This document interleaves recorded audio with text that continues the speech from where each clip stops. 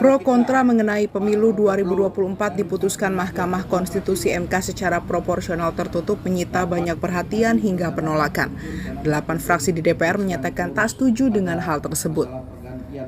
8 fraksi di DPR menyatakan menolak sistem proporsional tertutup, diantaranya fraksi Gerindra, PKB, P3, PAN, PKS, Demokrat, Golkar, dan Nasdem. Hal itu dinyatakan secara kompak oleh para pimpinan fraksi DPR di Gedung Nusantara 3 DPR Senayan, Jakarta, Selasa 30 Mei 2023. Wakil Ketua Umum Partai Gerindra Habibur Rahman menyebut pemilu dengan sistem proporsional tertutup akan sangat berdampak. Karena menurutnya pemilu diikuti oleh berbagai kalangan dan semua yang ikut serta di dalamnya memiliki peluang yang sama. Anggota DPR dari fraksi Partai Gerindra ini mengatakan sistem yang sudah diterapkan secara terbuka dianggap baik. Jika nantinya harus diubah menjadi tertutup, menurutnya akan sangat berdampak besar. Kita akan sama-sama kaget. Setelah kaget pasti dalam tanda kutip ya, timbul kekacauan politik. Saya bisa menduga seperti itu sebagai politisi ya.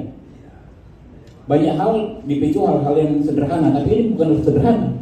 Kalau dari terbuka menjadi tertutup, kenapa? Pertama ya, sistem pencalekan, penyusunan caleg yang dibuat partai politik sampai sejauh ini adalah berorientasi pada proporsional terbuka. Ya. Contoh partai saya, Partai Gerindra. Kami ini banyak partai yang merupakan gabungan berbagai kelompok masyarakat.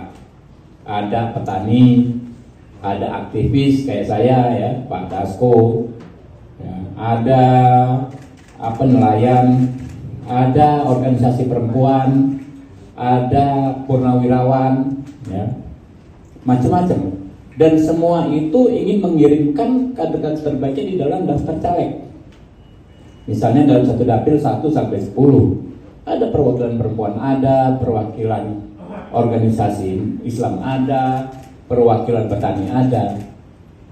Kalau dengan sistem proporsional terbuka kan kita berikan kesempatan yang sama kepada semua kelompok yang sama-sama punya jasa sama besar terhadap partai. Tapi kalau sistem tertutup, maka pasti chaos. Sebelumnya, kabar ini ramai menjadi sorotan karena berawal dari pernyataan mantan Wakil Menteri Hukum dan Hak Asasi Manusia Denny Indrayana yang mengklaim mendapatkan informasi bahwa MK memutuskan untuk mengembalikan sistem pemilu menjadi proporsional tertutup. Dari Jakarta, Poppy Rahmawati, Citra Ayu memberitakan.